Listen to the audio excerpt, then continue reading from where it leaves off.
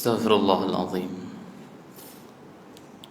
استغفر الله العظيم استغفر الله العظيم.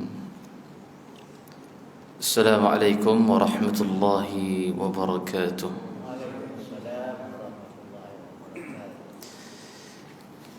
أعوذ بالله من الشيطان الرجيم. بسم الله الرحمن الرحيم. الحمد لله رب العالمين، والصلاة والسلام على أشرف الأنبياء والمرسلين وعلى آله وصحبه أجمعين. سبحانك لا علم لنا إلا ما علمتنا إنك أنت العليم الحكيم. رب اشرح لي صدري ويسر لي أمري واحلل عقدة من لساني يفقه قولي ولا حول ولا قوة إلا بالله العلي العظيم. أما بعد، قال الله تعالى في كتابه الكريم: أعوذ بالله من الشيطان الرجيم.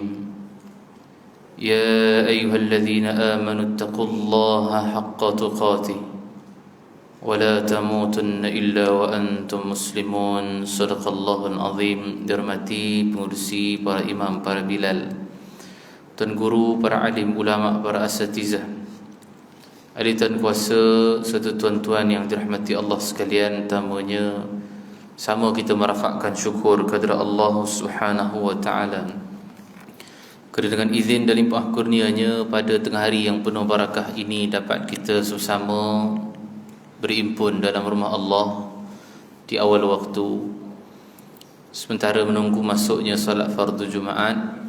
Kita berada dalam satu majlis ilmu yang penuh dengan rahmat dan keberkatan daripada Allah Subhanahu wa taala.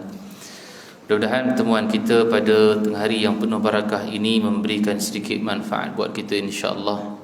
Sama-sama kita mengisikan masa dan ilmu di dalam dada kita, insya-Allah dapat kita mengamalkan dalam kehidupan kita, insya-Allah. Dan tengah hari ini insya-Allah saya bawakan sikit berkaitan dengan kisah sahabat Nabi sallallahu alaihi wasallam. Walaupun ianya kisah, tetapi ia juga adalah peringatan buat kita dan juga ilmu buat kita, agar sama-sama kita contohi sahabat-sahabat yang disebutkan nama-namanya, dan juga mengelakkan kita daripada mengamalkan perkara-perkara yang tak sepatutnya dalam cerita yang kita akan ceritakan pada hari ini, iaitulah sahabat Nabi yang bernama Abu Sufyan bin Al-Haris. Abu Sufyan bin Al-Haris. Abu Sufyan ni di zaman Nabi ada banyak. Abu Sufyan bin Al-Haris salah satunya. Yang masyhur Abu Sufyan bin Harbin. Ini masyhur. Ini ketua kepada orang-orang kafir Quraisy dahulu yang menentang Nabi dalam perang Badar, perang Uhud, perang Khandaq. Dan Abu Sufyan Harbin ini dia masuk Islam. Ini bukan Abu Sufyan kita nak cerita ni, ini yang lain. Abu Sufyan bin Harbin dia akan masuk Islam nanti masa pembukaan kota Mekah. Dan Abu Sufyan bin Harbin ini juga adalah pak mertua Nabi. Dia berkahwin dengan anak Nabi, dia kahwin dengan anak Abu Sufyan. Nabi kahwin dengan anak Abu Sufyan, nama Ummu Habibah ataupun Ramlah dia panggil, binti Abu Sufyan. Ramlah binti Abu Sufyan, adik-beradik kepada Muawiyah bin Abi Sufyan. Mungkin ada yang pernah dengar nama, mungkin ada tak pernah dengar. Tak apalah, tak payah hafal nama dia pun tak apa, dengar cerita saja. Sebab cerita dia menarik. Sebab saya suka bawa cerita pasal sahabat ni, pasal dia boleh menginspirasikan kita untuk hidup. Macam mana nak tiru gaya Nabi SAW. Tu seronok bila kita dengar cerita pasal sirah ni.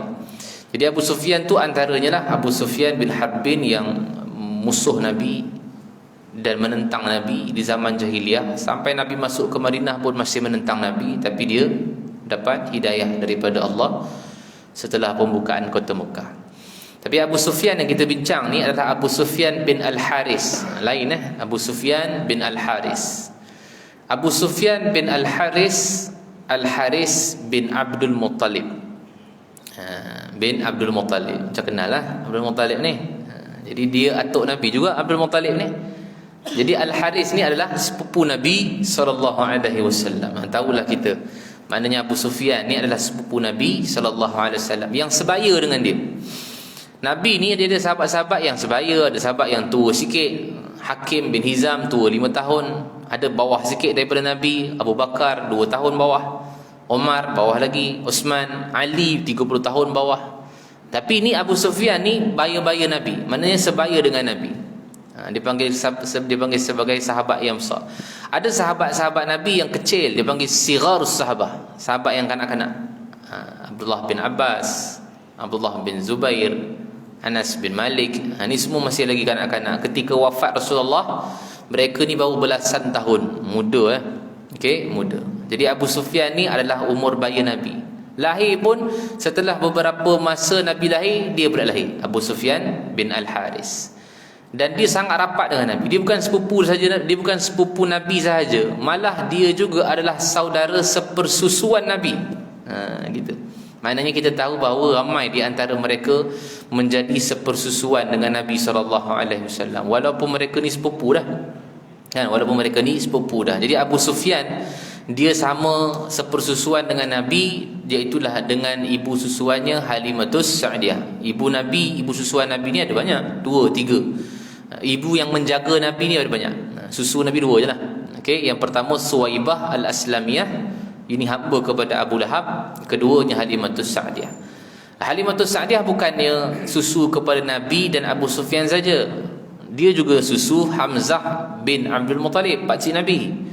Mana Hamzah ni juga adalah sepersusuan Nabi, adik-beradik sepersusuan Nabi SAW. Tak apalah, Hamzah tu nanti kita cerita lain. Tapi ni Abu Sufyan bin Al-Haris, sebab jarang dengar nama dia. Tak apalah kita cerita jarang sahabat-sahabat yang jarang ni kan, supaya lepas ni kita dengar, oh dah pernah dengar dah.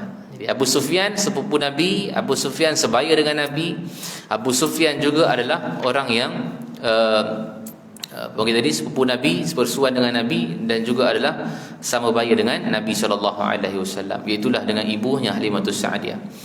Rapatnya dengan Nabi, subhanallah, rapat sungguh. Maknanya dengan Abu Sufyan, dengan Nabi ni dia kawan karib yang amat sangat. Kemana-mananya dengan Nabi. Macam budak-budak kita ni kan, budak-budak kalau kawan rapat dia kemana-mana je sama. Berapa tahun sama dengan Nabi? 40 tahun. 40 tahun ni sama-sama dengan Nabi. Kulu kilir, maksudnya rapat lah. Walaupun Nabi dah kahwin, dia rapat juga, masih lagi ziarah, rapat dan seumpama. Dan mungkin dalam fikiran kita, kalaulah rapat macam ni, apa saja yang dibagi tahu mesti dia akan terima. Fikiran kita lah. Maknanya kita nak cerita bagaimana Nabi menceritakan bahawa dia ni seorang Nabi dan Rasul. Mungkin dalam fikiran kita, Abu Sufyan lah antara yang awal masuk dalam Islam. Tiba-tiba lain yang menjadi. Bila Nabi war-warkan dia adalah Nabi dan Rasul, maka dia antara orang yang pertama menentang Nabi. Betul, 40 tahun sayang Nabi. Dia macam Abu Lahab. Abu Lahab 40 tahun sayang Nabi. Sayang Nabi sampai merdekakan Suwaibah tadi tu, hamba dia, sebab gembira dengan kelahiran Nabi. Dengar kelahiran Nabi tu gembira dah. Merdekakan hamba dia sebab terlalu gembira. Suwaibah Al-Aslamiyah. Dia lah yang jadi ibu susuan Nabi yang pertama. Abu Lahab sayang Nabi 40 tahun. Sayang bukan biasa-biasa, kahwinkan pula Abu Lahab anak dia kepada anak Nabi. Sayangnya kepada Nabi SAW. Tapi lepas Nabi war-warkan ke Islam, ataupun Nabi war-warkan Nabi ni seorang Nabi dan Rasul, maka dia lah orang yang menentang Nabi. Pertama sekali sehingga turun ayat Tabbat yada Abi Lahabin wa tab. Baru 4 tahun Nabi berdakwah, dah ada jaminan daripada Allah orang yang masuk dalam neraka. Jaminan dah tu, memang tak boleh lagi dah, boleh batal dah. Ayat Quran ni tak boleh batal dah. Itu je lah sampai bila-bila. Dan memang mati pun dia dalam keadaan kufur. Abu Lahab ni, Abu Lahab ni pakcik Nabi. Abu Jahal bukan pakcik Nabi. Ni jangan salah, Abu Lahab adalah pakcik Nabi. Jadi Abu Sufyan ni pun sama cerita dia. 40 tahun dia sayang Nabi, subhanallah, rapat dengan Nabi, kawan dengan Nabi daripada kecil. Tiba-tiba bila Nabi perintahkan untuk sembah Allah, tinggalkan tauhid, berhala-berhala, dia antara orang yang menentang Nabi habis-habisan. Tuan-tuan tahu dia buat apa bila mana dapat tahu Nabi ni adalah mengaku diri sebagai Nabi dan Rasul? Bencinya dia pada Nabi. Setiap daripada peperangan yang berlaku tu semua punca daripada dia. Punca pada Abu Sufyan. Nanti kita cerita pasal di Madinah pula nanti. Dia yang menyebabkan punca berlakunya perang Badar. Dia mengapi-apikan orang supaya perang juga dengan Nabi. Perang Uhud, perang Khandaq. Dengan orang Quraisy 3 kali perang je. Dengan orang Quraisy 3 kali perang je. Perang Badar, perang Uhud, perang Khandaq. Yang lain-lain itu semua perang awal lain. Kan? 2 hijrah perang Badar dengan orang Quraisy. 3 hijrah perang Uhud dengan orang Quraisy. 4 hijrah perang Bani Nadir dengan orang Yahudi di Madinah. 5 hijrah perang Khandaq dengan orang Quraisy juga, tapi campurlah dengan orang Yahudi. 6 hijrah perang Bani Mustaliq dan perjanjian Hudaibiyah, tak ada perperangan pun. 7 hijrah perang Khaybar dengan orang Yahudi juga. 8 hijrah tu pembukaan kota Mekah. Pembukaan kota Mekah maknanya orang Quraisy tak boleh perang lagi dah, pasal dah buka dah Islam dah buka dekat Mekah. Jadi sepanjang tempoh Nabi berdakwah di Mekah dan di Madinah sebelum pembukaan kota Mekah ni, subhanallah, dialah orang yang menyebabkan punca peperangan tu berlaku. Dia menyebabkan orang jangan ikut Nabi. Dia macam Abu Jahal juga. Abu Jahal, Abu Lahab. Bila orang datang ke Madinah, ke Mekah, disuruh semua orang jangan jumpa Nabi. Kalau kau jumpa seorang lelaki namanya Muhammad, kau jangan dengar cakap dia, pasal dia gila. Orang cakap gitu. Dia orang yang selalu memporak-perandakan keluarga. Kau tutup je telinga kau. Itu antara dia.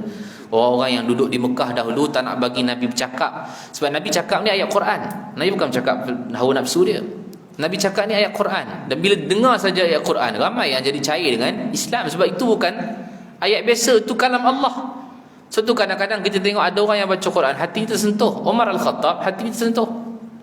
Dan dia masuk Islam pun sebab dia dengar Quran tu. Bukan dia dengar, dia baca Quran tu. Taha ma anzalna alaikal Qur'ana litashqa. Dia tak sedar apa air mata dia tu. Kan sedih menangis. Tu bila mana dengar Quran tu, subhanallah, maknanya punya power lah, mukjizat Al-Quran. Dan sebab dia faham, faham, dia baca Quran saja tak faham, tak jadi juga. Kan? Saya menangis juga Ustaz dulu kat Mekah. Itu pasal imam tu menangis. Dia pun menangis sama, jangkit kan. Tapi faham, tak faham pun tadi. Tapi kalau orang yang baca Quran dia faham, subhanallah, dia akan nangis. Pasal dia tahu itu adalah kalam Allah. Jadi bila Nabi berdakwah di Mekah 13 tahun ni, semua orang-orang yang dipanggil Abu Sufyan, Harbin sekali, Abu Sufyan bin Harbin, Abu Sufyan Al-Haris, Umayyah bin Khalaf, Abu Jahal, Abu Lahab ni semua yang watak-watak antagonis ni kan, ganas-ganas jahat ni, semua perangai sama. Sebab waktu tu Islam minoriti dekat sana, dekat Mekah ni, minoriti sikit sangat. Nabi sampaikan dakwah ke Mekah. Pasal apa? Semua orang datang ke Mekah sebab nak buat haji. Baitullahil Haram tu haji dah ada dah zaman dulu. Cuma kaifiat dia lain sikit daripada zaman Nabi SAW. Sebab haji tu 10 hijrah baru Nabi buat haji. Sebelum tu umrah saja. Umrah 4 kali. Nabi buat umrah 4 kali saja. Haji sekali. Okey, mana haji sekali itu saja 10 hijrah, itu sajalah. Sebab tu kata Nabi, khudhu anni manasikakum. Ambil daripada aku manasik kamu. La'alli la alqakum ba'da mi'ada. Boleh jadi engkau takkan dapat jumpa aku lagi pada tahun yang akan datang. Itu tanda dia mengatakan bahawa last Nabi buat haji hanya sekali saja. Jadi 13 tahun Nabi berdakwah di Mekah ni, orang yang paling kuat menentang Nabi antaranya Abu Sufyan bin Al-Haris, sepupu dia ni. Sepupu dia, adik sepersusuan dia, yang rapat dengan dia. Dan dia ni juga bukan orang yang suka menentang Nabi, dia juga adalah orang yang pakar dalam bab syair. Menentang dalam syair. Maknanya dalam keadaan kita katakan bahawa orang dulu memang dalam keadaan syair. Syair yang dia buat di zaman jahiliah dulu ini, mereka memang terlalu pakar untuk melakukan mencipta syair-syair yang ada untuk menghina orang, untuk mencipta ayat-ayat yang indah memuji orang. Itu dulu syair. Sebab itu Al-Quran diturunkan pada zaman Nabi sallallahu alaihi wasallam. Sebab apa? Sebab Al-Quran itu untuk menentang orang-orang yang power dalam bab syair. Sebab mukjizat ni dia mesti ikut pada suasana pada ketika itu. Suasana dia apa? Kalau kata Nabi Musa alaihissalam, waktu tu ahli sihir banyak. Jadi sebab itu Allah Subhanahu wa taala turunkan mukjizat kepada Nabi Musa, tongkat yang boleh bertukar menjadi ular, tangan masuk ke dalam ketiak yang boleh menampakkan cahaya. Itu semua antaranya yang disebutkan. Sebab itu bila zaman Nabi, orang yang pakar dalam bab syair yang pakar ni, Allah turunkan mukjizat kepada Nabi, Al-Quran. Orang tak boleh kalah kan mukjizat Al-Quran ni, tak boleh. Sebab mereka juga pakar dalam bab syair. Tiba-tiba turun ayat Taha, Alif Lam Mim. Mana ada dalam silibus mereka buat syair, pakai huruf je. Kejut juga dia orang. Sebab dalam keadaan ayat tu memang tak tahu apa, tapi dalam keadaan power yang amat sangat, orang tak boleh challenge Quran ni. Jadi orang yang dalam keadaan power juga dalam syair ini antaranya Abu Sufyan bin Al-Haris ni, sepupu Nabi ni. Dan dia juga gunakan kepakaran dia untuk mencipta syair. menghina Rasulullah. Tu 13 tahun, bukan 13 tahun saja, sampai di Madinah pun. Madinah dia tak buat syair dah. Tapi Madinah ni dia cetuskan peperangan. Yang di Mekah, Mekah ni dia buat syair-syair. Dia buat syair-syair ini untuk menghina Rasulullah, menghina orang Islam. Syair dia power, Ustaz. Power yang amat sangat. Sampai orang pun tertarik dengan syair dia. Abu Sufyan bin Al-Haris ini, bila Nabi dah berhijrah ke Madinah, dia cetuskan pula peperangan Badar, Uhud, Khandaq.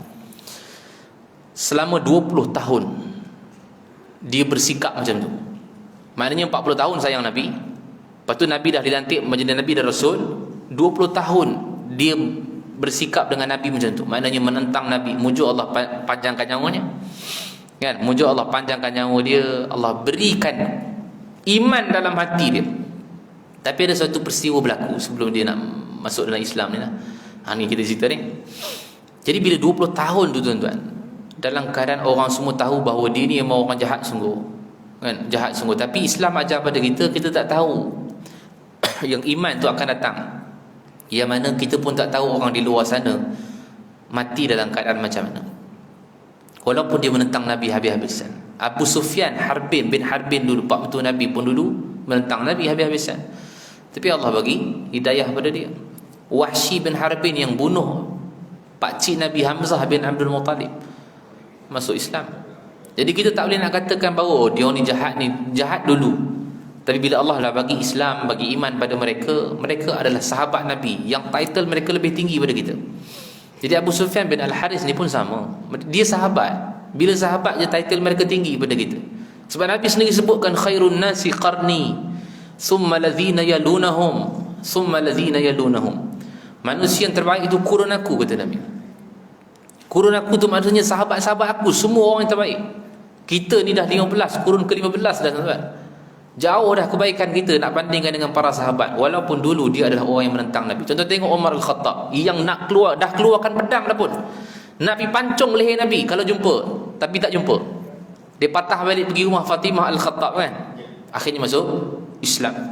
Yang dulunya menentang Nabi habis-habisan, akhirnya makamnya kita tengok bersebelahan dengan makam Nabi. Kita tak boleh judge apa-apa pada orang luar sana. Untuk kita lah hari ni, orang di luar sana yang tak pergi semayang, tak pergi masjid, yang tak tutup aurat, yang buat dosa maksiat, kita boleh kata ke dia ahli neraka? Belum. Kita yang duduk dekat dalam ni pun kita tak boleh kata kita ahli syurga. Sekelip mata Allah boleh tukar. Sekejap yang luar masuk dalam, yang dalam keluar. Boleh tak? Sebab tu kita tak boleh bangga dengan apa yang kita buat, dan kita tak boleh judge orang lain. Samalah Abu Sufyan bin Al-Haris. Walaupun kita katakan dia ini orang yang menentang Nabi habis-habisan 20 tahun tu, tak? Mencipta syair yang mengguriskan hati Nabi. Syair dia, setiap syair yang dia buat semua mengguriskan hati Nabi. Tapi Nabi macam tu je lah. Nabi tetap sabar. Ramai je yang menghina Nabi. Ramai. Di Taif berapa ramai hina Nabi. Di Mekah tu saja orang hina Nabi majnun, gila. Orang hina Nabi tukang syair, tukang sihir, asatirul awalin, orang yang membawa cerita dongeng orang tua. Tapi Nabi tetap sabar. Dah duduk di Madinah pula, cetus pula peperangan. Abu Sufyan Al-Haris pula yang buat benda tu. Lagilah macam subhanallah.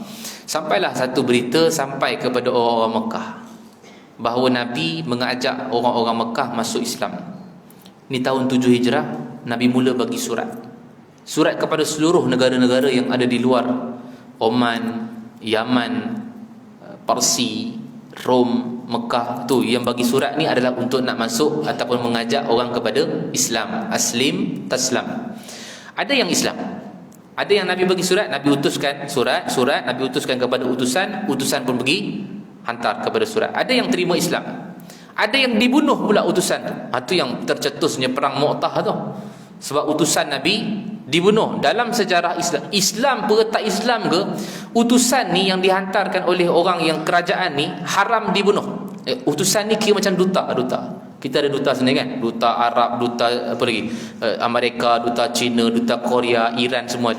Kalau lah kata berlaku peperangan di negara dia orang, dia bunuh ataupun dia perang dengan orang kita Malaysia, kita tak boleh kepung kedutaan dekat sini bunuh dia, haram hukum dia. Walaupun rakyat dia dekat sana buat peperangan dengan kita punya orang ataupun rakyat.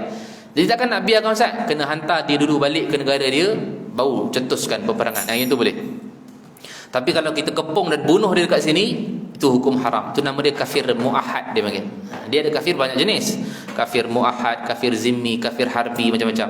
Macam-macam kafir. Tapi yang ni, duta ni dipanggil kafir muahad. Ada yang Nabi hantar utusan, mati utusan tu. Nabi hantar utusan 8 hijrah tu, Nabi hantar peperangan perang Mu'tah. Ada yang koyak surat Nabi. Raja Parsi, Kisra, koyak, tak sempat baca lagi. Bismillahirrahmanirrahim. Min Muhammad, tak sempat baca lagi, koyak dah. Tak tahu apa benda isi dalam. Koyak surat, utusan Nabi balik. Balik, dia pun beritahu, Raja Kisra koyak surat kamu ya Rasulullah. Nabi angkat tangan doa. Nabi kata, mazzakallahu mulkahu kama mazzaqa risalati. Semoga Allah mengkoyak-koyakkan kerajaannya sebagaimana dia koyak-koyakkan surat aku. Subhanallah. 10 tahun kemudian baru jatuh Parsi, totally habis di bawah pemerintahan Sayyidina Umar Al-Khattab. Nabi tak sempat tengok lah. Nabi tak sempat tengok jatuhnya Rom. Nabi tak sempat tengok jatuhnya Parsi. Nabi tak sempat tengok. Nabi sempat tengok pembukaan Yaman saja. Itu pun Nabi tak pergi. Nabi utus Muaz bin Jabal. Tapi Nabi dah tahu dah Yaman tu telah pun buka. Nabi tengok Mekah, Nabi tengok Madinah, Nabi tengok orang ramai berbondong-bondong masuk ke dalam Islam. Nabi rasa dah puas hati dah. Tapi Nabi tak sempat tengok Islam tu berkembang sampai satu dunia. Yang Abu Bakar pun tak sempat tengok. Yang sempat tengok adalah Umar Al-Khattab saja. Jadi mula dah dia bagi surat tahun 7 Hijrah ni juga diberikan kepada orang-orang Mekah, mengajak masuk ke dalam Islam. Dan pada tahun berikutnya orang-orang Islam ni nak datang ke Mekah untuk buka Mekah. Dia panggil Fathu Mekah, pembukaan kota Mekah. Ketika itu Abu Sufyan bin Al-Haris ini tercetus dalam hati dia.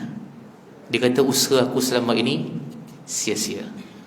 Dan dia nampak dah Islam tu dah kembali, maksudnya Islam tu dah meluas lah.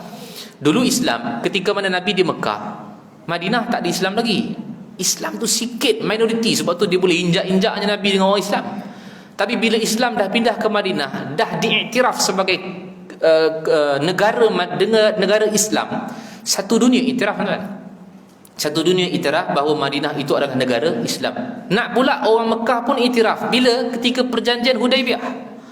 Kalau dia tak iktiraf Madinah itu negara Islam, mereka tak akan buat perjanjian. Tapi sebab dah iktiraf, dia buat perjanjian itu menunjukkan bahawa mereka iktiraf Madinah itu negara Islam, Nabi pemimpin dia. 2 tahun kemudian mereka masuk ke Mekah dalam keadaan tak ada pertumpahan darah. Tapi sebelum nak masuk ke Madinah, ke Mekah ni, Nabi datang 10,000 orang, 10,000 tentera bersama para sahabat yang lain. Abu Sufyan bin Al-Haris ni, dia terdetik dalam hati ni. Dia kata aku punya usaha selama ni sia-sia, 20 tahun sia-sia. Pasal apa? Pasal aku tahu aku punya agama memang tak betul. Dia nampak lah kebenaran tu. Tapi ego kan, ego tu ada. Sampai dia kata pada isteri dan anak-anak, jom kita siap, kita keluar daripada negeri Mekah ni. Isteri kata nak pergi mana? Nak pergi mana? Madinah, Islam. Taif, Islam. Nak pergi mana lagi? Kata, nak lari ke mana? Dia kata, isteri dia kata, apa salahnya? Buanglah ego, pergi kat Nabi Muhammad. Di Islam dah. Isteri dia tu tenangkan dia supaya dalam keadaan dia boleh terima Islam. Allah bagi hidayah pada dia.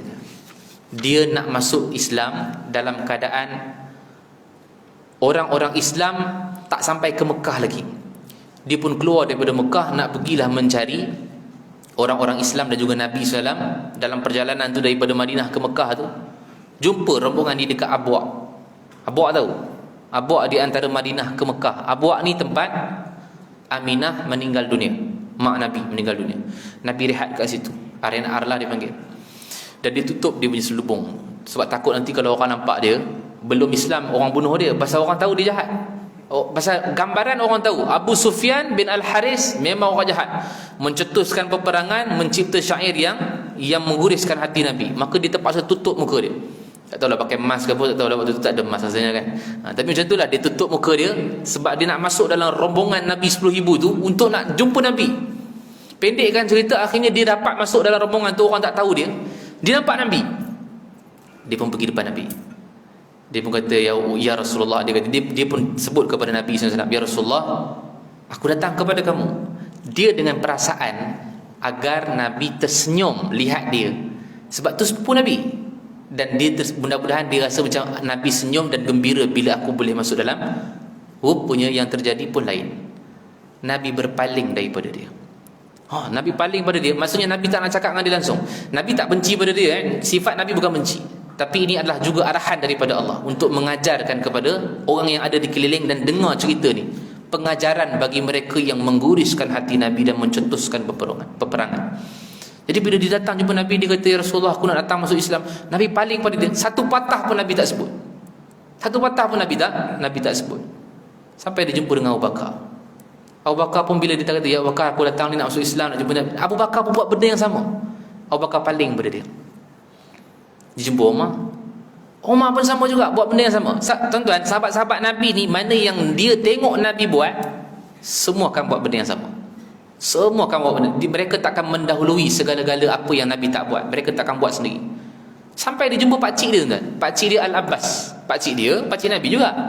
Al-Abbas bin Abdul Muttalib, pakcik dia. Dia kata, "Wahai pakcikku, tolonglah cakap dengan Nabi supaya lembutkan hati dia, supaya aku boleh diterima aku masuk Islam." Sebenarnya dia ni masuk Islam nanti ketika mana dah sampai ke Mekah, ketika semua orang masuk Islam tu, semua dia pun masuk Islam sama. Nabi terima dia. Tetapi layanan Nabi kepada dia tu dah lain sangat. Nabi tak pernah cakap dengan dia satu patah pun, paling pada dia pun tak ada. Maka Al-Abbas kata, aku takkan pakai aku punya kuasa pakcik ni untuk nak pujuk Rasulullah, sebab aku tak pernah buat benda yang Nabi tak buat. Al-Abbas kata. Dia kata, "Tolonglah wahai Al-Abbas." "Tak boleh, aku tak nak buat." Pasal tu anak buah dia kan. Dia jumpa dengan Ali pula, Ali bin Abi Talib. Kononnya kira nak pakai kabel lah, tuan. Kabel. Kita orang ni kan suka pakai kabel. Kan? Cari kerja pakai kabel, semua pakai kabel kita. Jadi jumpa Ali pun sama. Ali kata, "Aku pun tak boleh buat." Pasal apa? Pasal bukan pasal aku yang kau nak masuk dalam Islam, dan aku takkan buat apa yang Nabi tak buat. Akhirnya jumpa Al-Abbas balik. Tuan-tuan tahu ketika mana dia jumpa dengan Nabi dalam kerombongan yang banyak 10,000 orang ni, rupanya dalam keadaan semua orang Islam ketika itu telah mengungkit balik apa yang dia pernah buat pada Nabi. Dia kata, "Kau tahu," seolah-olah begitulah, "kau tahu tak, kau telah sakitkan hati Nabi, kau telah cerca Nabi, kau mencetuskan peperangan." Dia stres, tuan-tuan. Dia seorang je kat situ. Dia dengan anak dia datang dengan anak dia. Dia stres. Jadi dalam keadaan kita tahu ketika mana itulah dia jadi stres sampai tak boleh nak buat apa. Sampai dia jumpa Al-Abbas balik, dia kata, "Wahai Al-Abbas, kalau kau tak boleh tolong jumpa Nabi, tolong berhentikan orang yang cerca aku ni. Tak tahan aku." Al-Abbas kata, "Siapa yang cerca kau?" Tu ditunjuk Nuaiman bin Al-Haris. Dia kata Nuaiman bin Al-Haris. Jadi dia katakan begitu, dia pun kata pada Nuaiman. Dia kata, "Wahai Nuaiman, ini adalah sepupu Nabi. Ini adalah sepupu Nabi, dan ini adalah anak buahku. Maka janganlah kau kutuk dia, berhentilah daripada mencerca dia, sebab dia adalah sepupu Nabi." Maka semua orang pun berhenti. Tuan-tuan, pendekkan cerita, akhirnya ketika mana perang nanti, bukan perang Fatu Mekah, tapi perang Hunain, Nabi yang tak pernah sebut bercakap pada dia, ketika mana peperangan tu tercetus dalam keadaan baghtah, tiba-tiba dia sentiasa duduk dengan Nabi.